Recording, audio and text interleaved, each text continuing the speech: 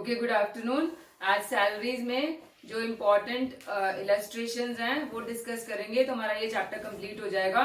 Last की 5-10 जो illustrations होती हैं वो बहुत इंपॉर्टेंट हैं। उसमें कुछ कुछ जो पॉइंट्स हैं बस वही बता रही हूँ मैं, बाकी तो आप चैप्टर मतलब हमने थरली अच्छे से कर लिया हुआ है। इलस्ट्रेशन नंबर 45 से स्टार्ट कर रही हूँ, पेज 1.216 पर है।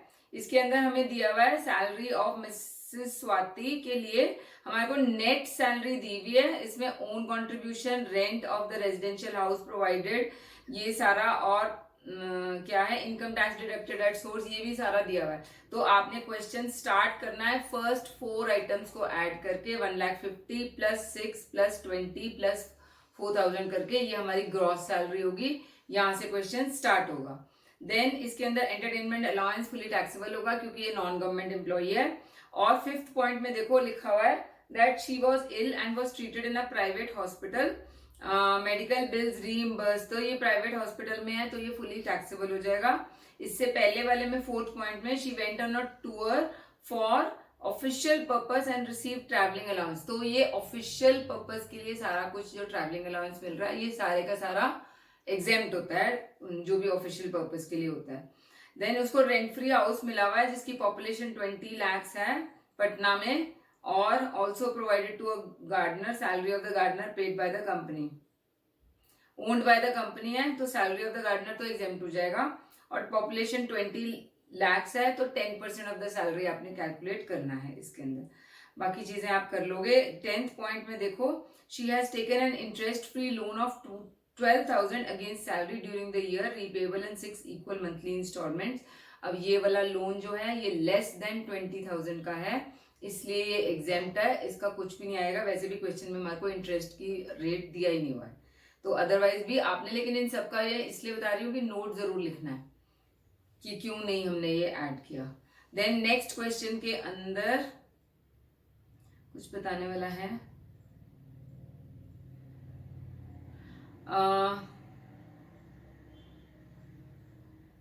जो रेंट फ्री अकोमोडेशन है उसके लिए 8th पॉइंट में lease rent paid by the employer दिया हुआ है, तो इसका मतलब हायर्ड बाय द एम्प्लॉयर है, सीधा 15% ऑफ द सैलरी आएगा।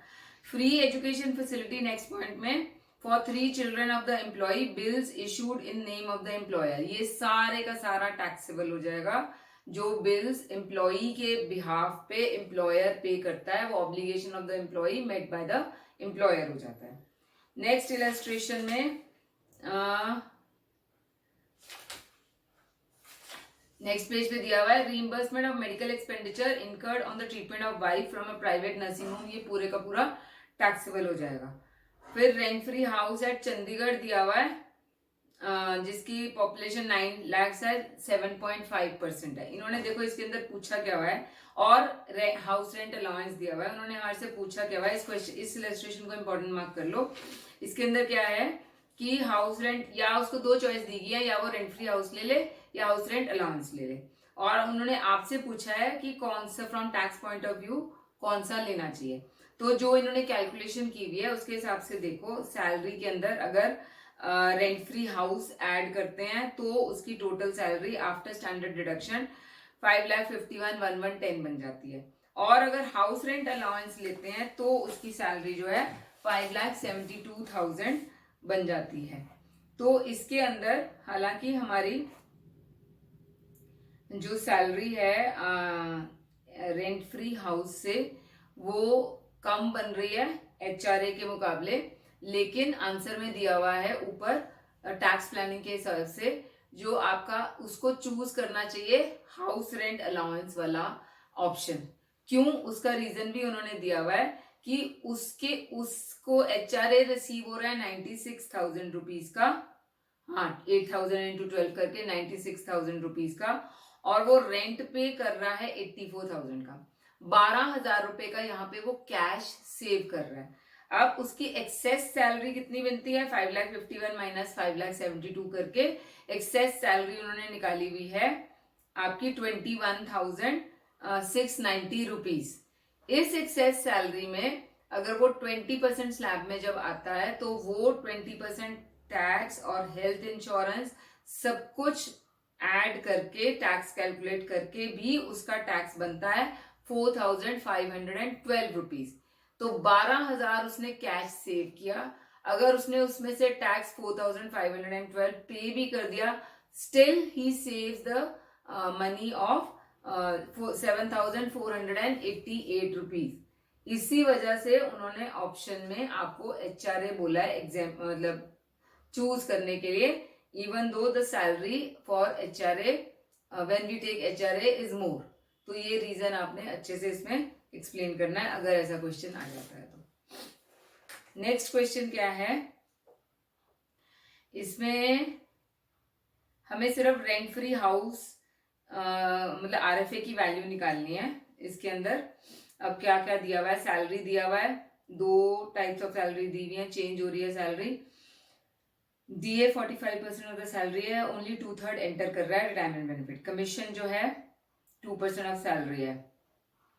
ही is provided with rent free house at Delhi जिसकी पॉपुलेशन मोर देन 25 लाख है। तो house is hired by the employer है, तो दैट मीन्स आपने सिंपली 15% ऑफ द सैलरी और 5,000 इंटू 12 करके विच एवर इज लेस लेना है।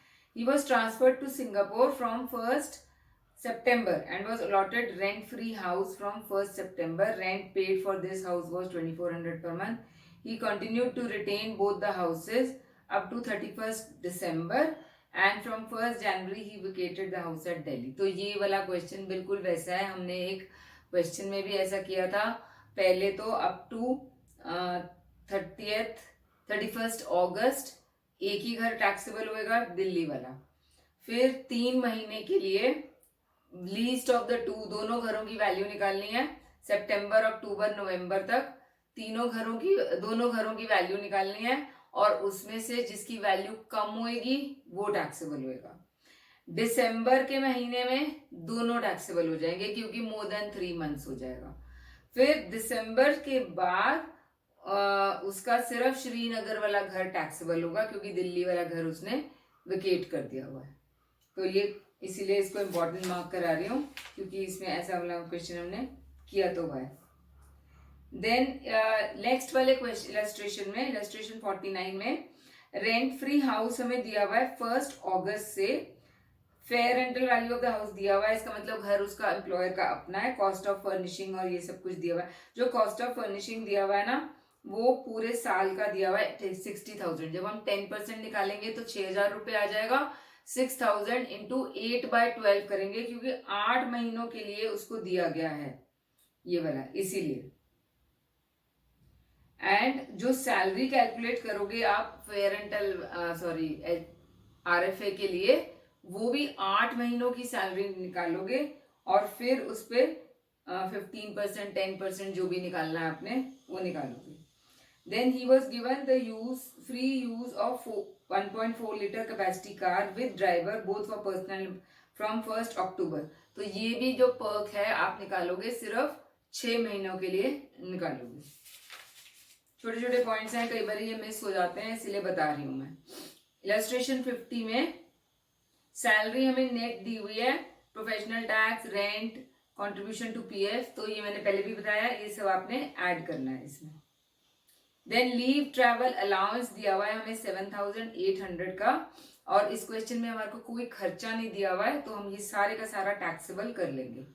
Bonus equal to 1 month salary. अब यहाँ पे जो सैलरी आपने लेनी है वो ग्रॉस लेनी है, जो ऊपर सारी चीजें दी हुई है वो ऐड करके उसके बाद उसके ऊपर डिवाइड बाय 12 कर लेना तो 1 महीने की सैलरी आ जाएगी।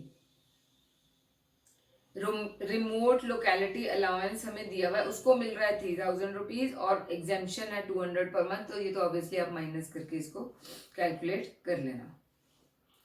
ये हो गया, इसमें और कुछ नहीं है बताने वाला। इलस्ट्रेशन नंबर 51 देखो कि हमारे को नीचे सेकेंड पैराग्राफ में दिया हुआ है, ही is provided a facility of free lunch in the office during lunch break, value of ₹100 per day for 250 days in the previous year। तो मैंने मील्स का क्या बताया था, 50 रुपए पर मील एग्जेम्प्ट होता है, तो यहाँ पे 50 रुपीज पर मील जो है इंटू 250 डेज करके बाकी टैक्सेबल हो जाएगा। अच्छा, employer is maintaining a holiday home at Shimla and the employee stayed there for 10 days free of cost. The cost to the employer shall be 10,000। ये सारे का सारा टैक्सेबल होगा। हॉलीडे होम फैसिलिटी अगर एम्प्लॉयर एम्प्लॉय को प्रोवाइड करता है और जो खर्चा करता है वो सारे का सारा टैक्सेबल होता है। During the year, employee and his wife traveled by air to Bombay to attend a family function. The air tickets worth rupees 24,000 were purchased by him through credit card provided to him by the employer. तो ये सारा family function के लिए कुछ भी official नहीं है, तो ये सारे का सारा 24,000 टैक्सेबल हो जाएगा। बस और कुछ पॉइंट नहीं है इसमें बताने वाला। अब नेक्स्ट इलस्ट्रेशन में company provided her with a laptop for personal use. Laptop और कंप्यूटर्स मैंने बोला था फुली एग्जेम्प्ट होते हैं, इसका कुछ नहीं आएगा। Company sold her a washing machine for 20,000, cost जिसकी 30,000 थी, 10,000 रुपए टैक्सेबल हो जाएंगे। ट्रैवलिंग एक्सपेंसेस अब्रॉड व बोन बाय कंपनी। तो ये अगर एम्प्लॉई क्वेश्चन में कुछ मेंशन नहीं है कि वो एम्प्लॉयमेंट पर्पस मतलब ऑफिशियल पर्पस के लिए नहीं है, तो हम अज्यूम करेंगे कि ऑफिशियल पर्पस के लिए है और इसको एग्जेम्प्ट कर देंगे। और इसका नोट देना है आपने कि it is assumed that the travel abroad is for official purpose. उसके बाद है एम्प्लॉयर कॉन्ट्रीब्यूट कर रहा है यूनिट लिंक यूलिप प्लान में on behalf of the employee, तो ये 10,000 रुपए फुली टैक्सेबल हो जाएंगे। उसके बाद special marriage gift given to the employees है, मैरिज गिफ्ट पूरे टैक्सेबल होते हैं, ये 40,000 पूरा टैक्सेबल है। प्लानिंग अलाउंस पूरा टैक्सेबल है। Medical expenses paid by the company fully taxable है। मेडिकल अलाउंस भी टैक्सेबल है। Then company has provided a big part for a personal use and expenditure incurred by the company for this. तो सिर्फ जो personal expenditure जो personal use के लिए car दी जाती है उसमें जो एक्सपेंडिचर टू द एम्प्लॉयर होता है वो लेते हैं प्लस डेप्रिसिएशन। तो यहाँ पे 60,000 एक्सपेंडिचर है प्लस 9 लाख के ऊपर 10% डेप्रिसिएशन 90,000, तो 1,50,000 ये कार का पर्क हो जाएगा। और शी पेड प्रोफेशनल टैक्स है, तो ये 16(3) के अंदर स्टैंडर्ड डिडक्शन के बाद, स्टैंडर्ड डिडक्शन 16(1)(a) होता है, 16(3) में ये माइनस होगा जो उसने 200 रुपए पर मंथ है, तो इंटू 12 करके 2400 माइनस हो जाएगा। देन नेक्स्ट इलस्ट्रेशन में पॉइंट नंबर 5 में लीव इनकैशमेंट दिया हुआ है करंट ईयर का। मैंने बताया था करंट ईयर का लीव इनकैशमेंट फुली टैक्सेबल होता है। देन हेल्पर 6th पॉइंट में उसने हेल्पर एंगेज किया हुआ है, एम्प्लॉयर उसको 1,500 रुपए देता है लेकिन उसका खर्चा सिर्फ 1,200 है, तो बाकी का 300 रुपए टैक्सेबल हो जाएगा पर मंथ। फिर मेडिकल बिल्स जो हैं उसमें notified hospital for notified disease के लिए जो खर्चा हो रहा है वो फुली एग्जेम्प्ट हो जाएगा 22,000 वाला, और 53,000 वाला फुली टैक्सेबल हो जाएगा। मोबाइल बिल हमेशा एग्जेम्प्ट होता है। And employment tax paid by employer है, तो ये पहले ऊपर सैलरी में ऐड करोगे तो फिर नीचे इसको माइनस कर दोगे 16(3) में। देन लोन उसने लिया हुआ है 3 लाख का कार परचेज करने के लिए 6.25% पे। Repayment of 5,000 is to start after 4 months from the date of taking the loan. कब लिया है लोन? 1 दिसंबर को, तो ये अगले साल में रीपेमेंट शुरू होगी, तो इस साल में तो पूरे 3 लाख के ऊपर 3% फॉर 4 months टैक्सेबल हो जाएगा। उसके बाद और कोई पॉइंट है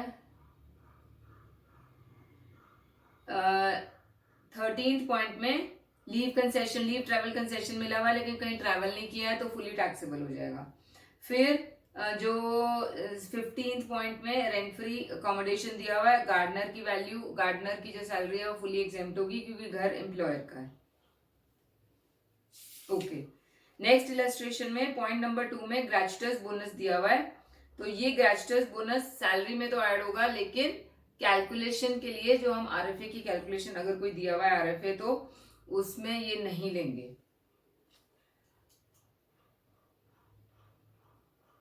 as a member of recognised provident fund उसने 10% ऑफ द सैलरी, अगर 10% ऑफ द सैलरी है तो हमारा कितना इन एक्सेस ऑफ 12% टैक्सेबल होता है, ये फुली एग्जेम्प्ट होगा। इंटरेस्ट भी 9% है, इन एक्सेस ऑफ 9.5% टैक्सेबल होता है, ये सारे का सारा एग्जेम्प्ट हो जाएगा। देन फिफ्थ पॉइंट में he got convince allowance of 1000 per month. He owned a car which was used by him for employment purpose also. The monthly expenses for running and maintaining the car were this much, of which 50% is attributable to use for employment. तो ये सारे का सारा exempt हो जाएगा क्योंकि ये employment purpose के लिए यूज हो रहा है।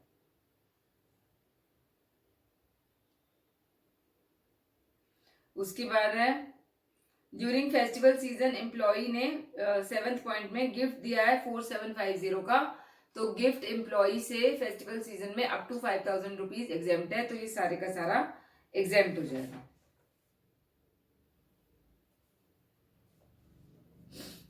बस और कोई पॉइंट नहीं है इस क्वेश्चन में।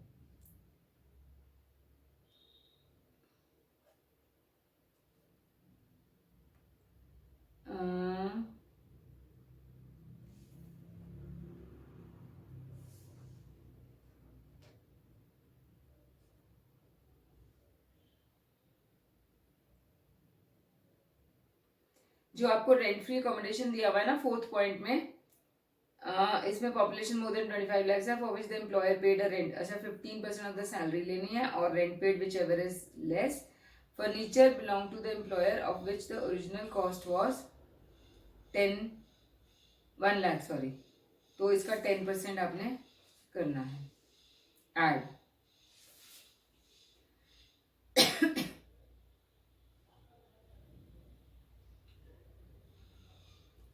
इन्होंने फर्नीचर की वैल्यू फर्स्ट कोई फर्नीचर भी प्रोवाइड किया है इसके अलावा, अदरवाइज तो हम आरएफए की वैल्यू में ऐड कर देंगे ना ये फर्नीचर की कॉस्ट।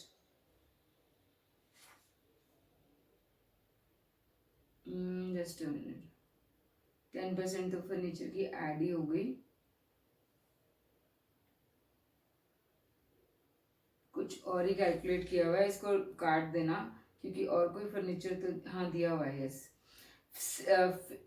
6th पॉइंट में दिया हुआ है on 1st December employer sold him furniture costing 1 lakh for 32,000. It was acquired on 1/1/2013. तो 1/1/2013 से लेके 1 नवंबर 2014, 15, 16 ये इन्होंने ऐसे इसके ऊपर डिप्रिसिएशन कैलकुलेट की है 10% से, और उसकी रिटर्न डाउन वैल्यू 40,000 आ गई और उसको बेचा है उन्होंने 32,000 का, तो 8,000 रुपए ये उसकी सैलरी में ऐड होंगे। यस किया हुआ है इन्होंने लास्ट में 8,000 रुपीज सैलरी में ये ऐड होगा। तो ये एक पॉइंट इसमें जो हमारा जनरली मिस हो जाता है वो इसमें आया हुआ है। देन नेक्स्ट है हमारा 55 में, उसने पॉइंट नंबर 6 में हेल्पर एंगेज किया हुआ है, अगेन 1500 रुपए एम्प्लॉयर दे रहा है, उसका खर्चा 1200 है, 300 रुपए टैक्सेबल हो जाएगा। नोटिफाइड हॉस्पिटल से जो है वो एग्जेम्प्ट हो जाएगा 12,000 का और 38,000 टैक्सेबल हो जाएगा। पर्सनल मोबाइल बिल एग्जेम्प्ट हो जाएगा। He has employed a cook for his personal use and employer reimburse such salary, ये पूरी की पूरी टैक्सेबल हो जाएगी। उसके बाद लोन का है 10th पॉइंट, 6 लाख का लोन लिया है कार के लिए, rate of interest 7.25, repayment to start after 4 months, again ये नेक्स्ट ईयर में फॉल करेगा, तो डिफरेंस इन इंटरेस्ट रेट कितना है 2% फॉर 4 months आपका टैक्सेबल आ जाएगा। लीव ट्रैवल कंसेशन जो 18th पॉइंट में है, सॉरी 13th पॉइंट में है, वो टैक्सेबल हो जाएगा। और जो कार दी हुई है 15th पॉइंट में सिर्फ एम्प्लॉयमेंट पर्पज के लिए, इसलिए वो एग्जेम्प्ट हो जाएगी। और लास्ट पैराग्राफ में लिखा हुआ है that he joined he was transferred to Bhopal while his family stays at Nagpur. He joined his duty on 12th March and stayed in a hotel for 10 days. Hotel tariff 1500 per day paid by the employer. तो hotel की accommodation अगर less than 15 days होगी तो वो पूरे का पूरा exempt होगा यहाँ पे, इसीलिए ये पूरा एग्जेम्प्ट माना जाएगा। नेक्स्ट इलस्ट्रेशन है, उसमें 3rd पॉइंट है ट्रांसपोर्ट अलाउंस, अब ये फुली टैक्सेबल होता है। हेल्पर अलाउंस में डिफरेंस जो 400 का है वो टैक्सेबल हो जाएगा। उसके बाद रीइंबर्समेंट ऑफ मेडिकल बिल्स जो है 60,000 का, उसमें से 20,000 जो है treatment in a government hospital हुआ है और अज्यूम करेंगे नोटिफाइड इलनेस के लिए हुआ है तो ये एग्जेम्प्ट हो जाएगा। टेलीफोन बिल हमेशा एग्जेम्प्ट होगा। Amount paid by employer for free gas, ये सारा टैक्सेबल हो जाएगा। देन लोन लिया है उसने, तो डिफरेंस जो इंटरेस्ट रेट है 4.75 इंटरेस्ट रेट का डिफरेंस बन रहा है, ये टैक्सेबल हो जाएगा। कोई लोन का पूरे साल का ही करोगे क्योंकि हमारे को डेट नहीं दी हुई है। Earned leave of 1 month in the year and he got his leave in cash, current year की अर्न लीव है, ये फुली टैक्सेबल हो जाएगी। बाकी और कोई पॉइंट बताना वाला है? हाँ, ही 16th पॉइंट में, he retired from government service 5 years back and now he is getting a pension of 10,000 per month, तो ये पूरे का पूरा फुली टैक्सेबल हो जाएगी पेंशन। फिर फ्री 18th पॉइंट में लंच मिल रहा है उसको 50 रुपीज पर डे, तो 50 रुपीज पर मील तो वैसे ही एग्जाम्प्ट होता है, ये सारे का सारा एग्जाम्प्ट हो जाएगा। बस इस क्वेश्चन में और कुछ बताने वाला नहीं है। नेक्स्ट क्वेश्चन में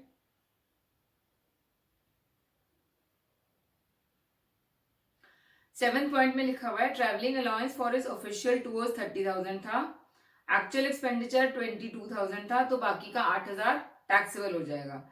During one of the official tours to Bombay, his wife accompanied him, and the expenditure incurred by the employer to provide this facility to his wife is 20,000, whereas only 8,000 is recovered from Mr. Rahul. So that means बाकी का 12,000 taxable हो जाएगा क्योंकि वो wife के ऊपर expenditure किया है एम्प्लॉयर ने। देन 10th पॉइंट में वॉचमैन कुक दिया हुआ है जिसकी सैलरी एम्प्लॉयर पे कर रहा है, ये सारा टैक्सेबल हो जाएगा। इनकैशमेंट ऑफ लीव भी फुली टैक्सेबल हो जाएगा, और कोई पॉइंट नहीं है इसके अंदर।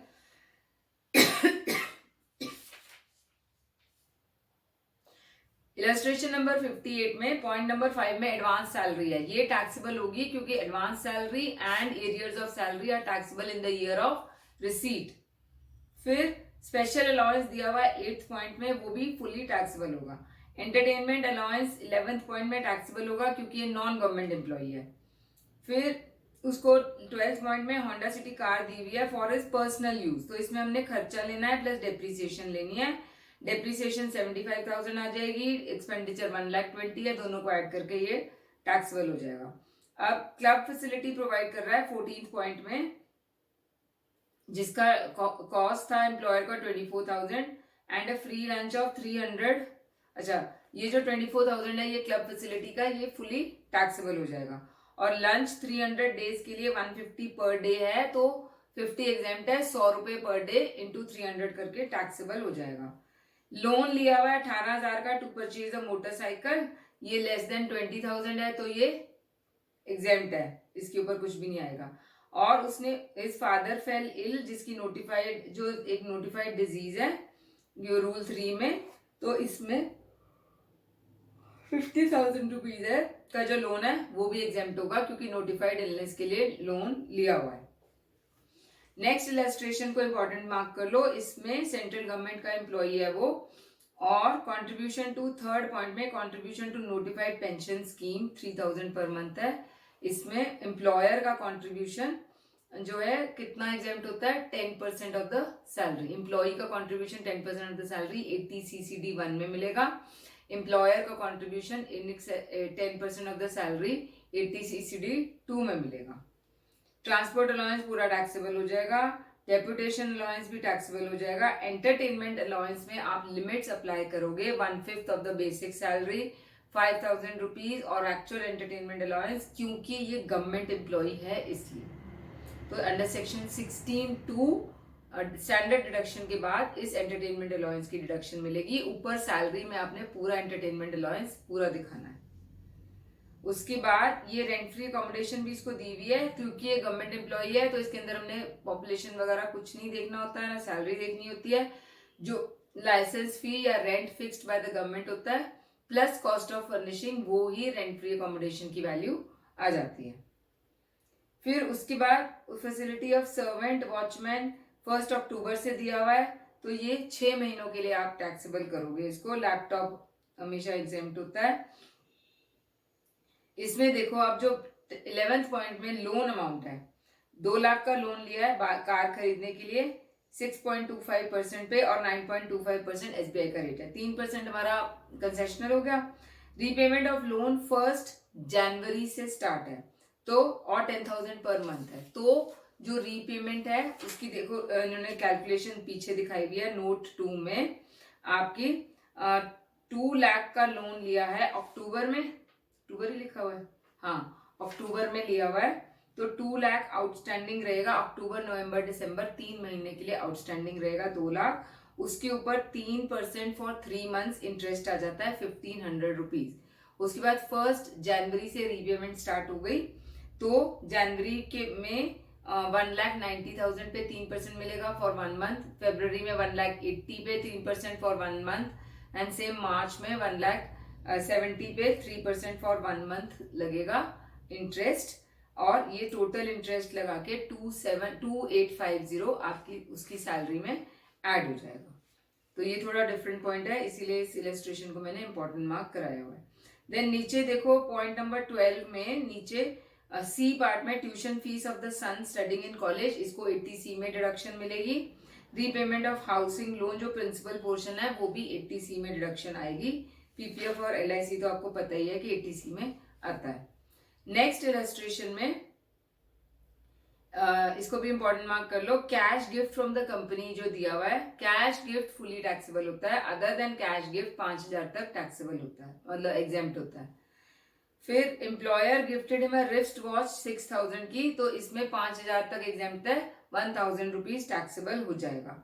देन जो नेक्स्ट पैराग्राफ है, company has taken a corporate membership of Hexa club of which the initial fee of 1 lakh and annual membership of 25,000 pay कर रहा है।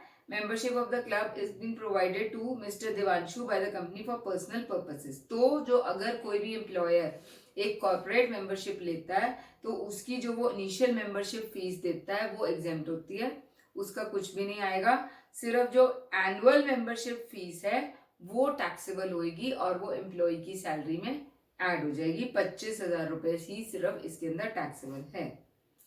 Then he has been provided with a rent free accommodation owned by the company, okay तो 15% of the आ जाएगा क्योंकि मुंबई में रह रहा है तो पॉपुलेशन 25 लाख से ऊपर ही होगी। उसके बाद फिर रेंटल वैल्यू दी हुई है ओनर, इसीलिए अब फर्नीचर जो दिया हुआ है उसके अंदर हमें 2 चीजें दी हुई है, एक्चुअल कॉस्ट और रिटर्न डाउन वैल्यू। हमने रिटर्न डाउन वैल्यू नहीं देखना है RFA की कैलकुलेशन के लिए, जो एक्चुअल कॉस्ट है आपकी इन सबको ऐड करके इसका 10% आपने RFA की वैल्यू में बस ऐड कर देना है। तो ये सिर्फ कंफ्यूज करने के लिए आपको रिटर्न डाउन वैल्यू भी दी हुई है। Education facility to the son studying in a school owned by the employer, अगर एम्प्लॉयर खुद कोई स्कूल रन करता है और एम्प्लॉय के बच्चे भी उस स्कूल में पढ़ते हैं या उस कॉलेज या स्कूल में पढ़ते हैं जो रन बाय द एम्प्लॉयर है, तो 1,000 रुपीज पर मंथ पर चाइल्ड अलाउड है, उससे ऊपर वाला टैक्सेबल है।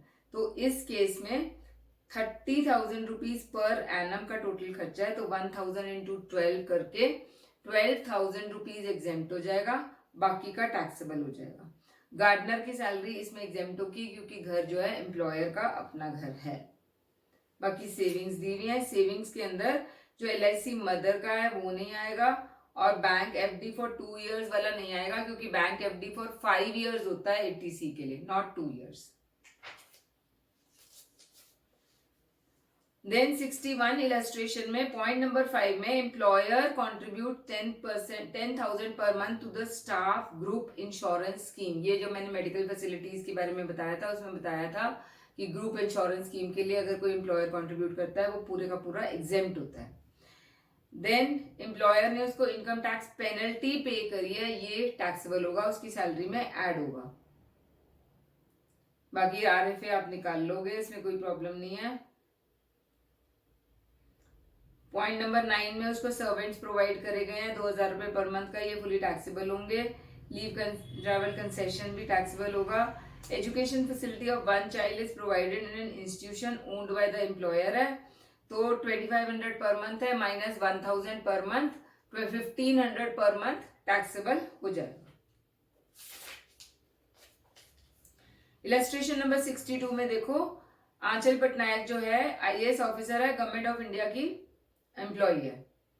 On 1st August, she was transferred to UK as an Indian ambassador. However, on 1st December, she again joined the duties. तो अप्रैल मई जून जुलाई उसके बाद दिसंबर जनवरी फरवरी मार्च 8 महीने वो इंडिया में रही है. जो जितनी देर वो इंडिया में रही है उसके सारे पूरी सैलरी और अलाउंसेस जो मिल रहे हैं 8 महीनों के लिए वो सारे टैक्सेबल होंगे. जितनी देर वो यूके में रही है उस पीरियड के लिए सिर्फ सैलरी टैक्सेबल होगी. तो इस क्वेश्चन में ये एक इंपॉर्टेंट चीज है जो आपने देखनी है. पॉइंट नंबर 7 में क्या दिया हुआ है, rent free accommodation to her provided to her in Delhi for 12 months as well as in UK for her stay. Rent of the accommodation at Delhi as per government rules 2000 per month है. तो ये 8 महीनों के लिए 2000, क्योंकि गवर्नमेंट ऑफ इंडिया एम्प्लॉई है तो government employees के लिए जो रेंट फिक्स्ड होता है वही करते हैं. तो 2000 into 8 प्लस अगर कोई फर्नीचर दिया हुआ है, जैसे कॉस्ट ऑफ फर्नीचर भी दिया हुआ है, तो वो हमने सिर्फ 8 महीनों के लिए लेना है. जो उसको अकोमोडेशन यूके में दी हुई है वो फुली एग्जेम्प्ट होगी. All perks allowances outside India are exempt. तो जो फर्नीचर की वैल्यू है वो भी 10% ऑफ 2,20,000 इंटू 8/12 करोगे आप. तो इस क्वेश्चन में एक इंपॉर्टेंट पॉइंट था बताने वाला. Then she has been provided with a free car with driver both in Delhi and UK for official as well as for commuting from residence to office work. तो सारा ये official के लिए use हो रहा है, सिर्फ घर से ऑफिस, ऑफिस से घर जाने के लिए. तो ये सारे का सारा एग्जेम्प्ट होगा, इंडिया में भी टैक्सेबल नहीं होगा. इलस्ट्रेशन नंबर 33 में पॉइंट नंबर 3 में हॉलीडे ट्रिप अलाउंस दिया हुआ है, ये टैक्सेबल होता है. और एंटरटेनमेंट अलाउंस टैक्सेबल होगा क्योंकि ये नॉन गवर्नमेंट एम्प्लॉई है. बाकी रेंट फ्री अकोमोडेशन आप निकाल लोगे. हाँ, इसमें इंपॉर्टेंट पॉइंट क्या है आपका, इसको भी इंपॉर्टेंट मार्क कर लो. 8th पॉइंट में he has been provided with 2 small cars, I-20 and Maruti Swift, which he uses both for private as well as for official purposes. Expenses incurred हमारे को car के बारे में दिए हुए हैं. तो मैंने बताया था जब 2 गाड़ियां देता है कोई भी एम्प्लॉयर एम्प्लॉय को, तो एक कार को हम ट्रीट करते हैं as used for both official and private, एंड दूसरी वाली कार को ओनली फॉर पर्सनल पर्पसेस करते हैं. तो जिसकी वैल्यू ज्यादा है ना, जैसे cost of the car of I-20 7,50,000 है, उसको हम पर्सनल एंड ऑफिशियल पर्पस के लिए यूज कर लेंगे. और उसके अंदर 1800 या स्मॉल कार्स है तो 1800 और प्लस 900 अगर ड्राइवर से के समेत है तो करके वो रखेंगे. और जो कार 2 है स्विफ्ट वाली गाड़ी, उसमें पेट्रोल, इंश्योरेंस और 10% of the cost of the car जो डिप्रिसिएशन होती है वो हम लेंगे, क्योंकि वो पर्सनल के लिए यूज होगा. तो उसके अंदर सिर्फ total expenses of the employer हम ऐड करते हैं. तो ये ऐसे करना है इसके अंदर. देन और कोई पॉइंट है? 9th पॉइंट में लैपटॉप दिया हुआ है वो एग्जेम्प्ट है. 10th पॉइंट में employer has paid his delegation fee of 2,000 for